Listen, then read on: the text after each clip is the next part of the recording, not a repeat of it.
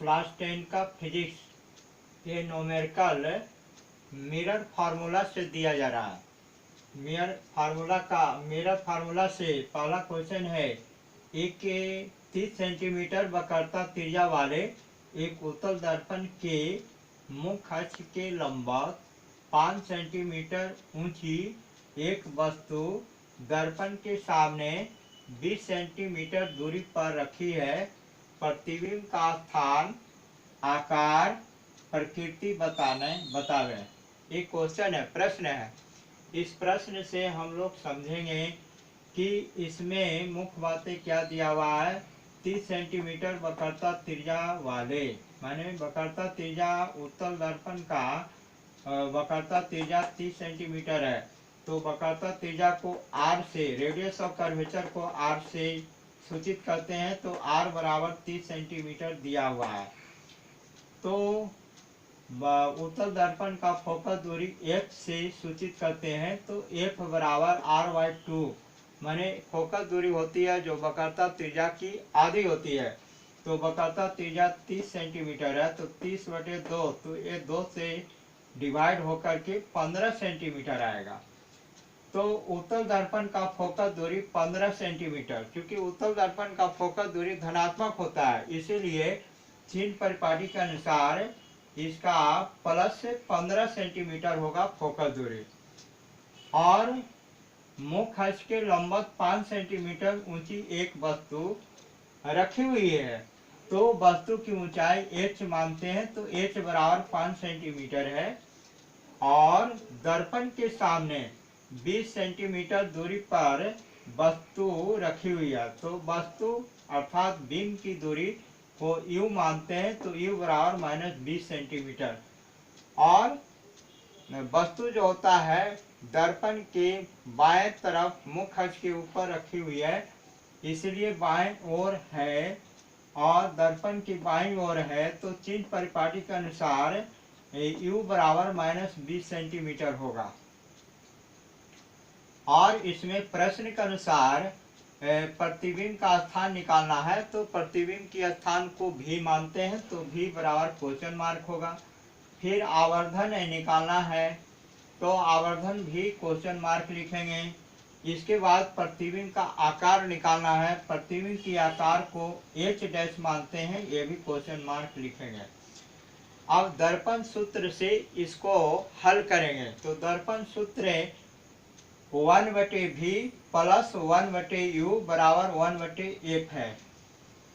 1/v बराबर u को हम दाएं साइड में ले जाएंगे, तो माइनस होगा 1/u प्लस 1/f है।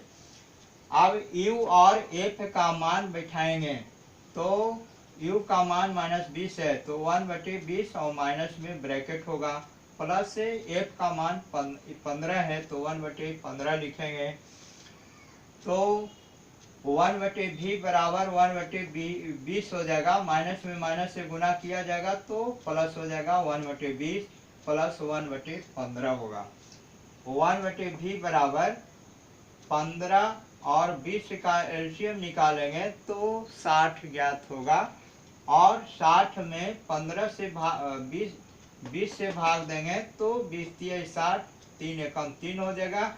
और 15 में 60 में 15 से भाग दिया जाएगा, तो 15 चौके 60 होगा, 4 एकम 4, 4 और 3 कितना हो जाएगा 7। तो 1/v बराबर 7/60 होगा। इसको क्रॉस गुना करेंगे तो v = 60/7 होगा। 60 में 7 से भाग देंगे तो 8.57 होगा। और इसको एक अंक, दूसरा अंक 5 से अधिक है अर्थात 7 है, तो एक अंक जोड़ देंगे तो 8.6 भी लिख सकते हैं। प्रतिबिंब की दूरी दर्पण से 8.6 सेंटीमीटर या 8.5 सेंटीमीटर की दूरी पर बनेगा। तो प्रतिबिंब की दूरी ज्ञात हुआ, ये आंसर लिखा हुआ है। इसके बाद आवर्धन ज्ञात करेंगे। क्या ज्ञात करेंगे? आवर्धन। तो आवर्धन m बराबर -v/u होता है।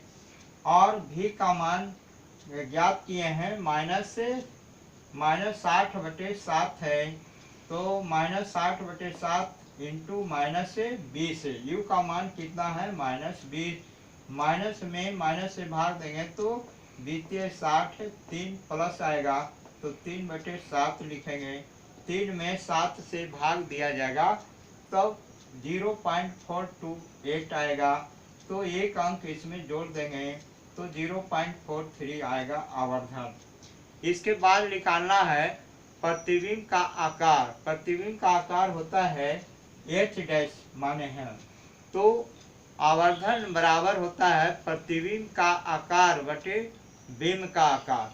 तो प्रतिबिंब का आकार h डैश है और बिंब का आकार h है, तो आवर्धन m ज्ञात किए हैं 3/7 और h डैश बटे h है, बिंब की ऊंचाई है 5, इसको क्रॉस गुना करेंगे तो 7h डैश बराबर 15 होगा।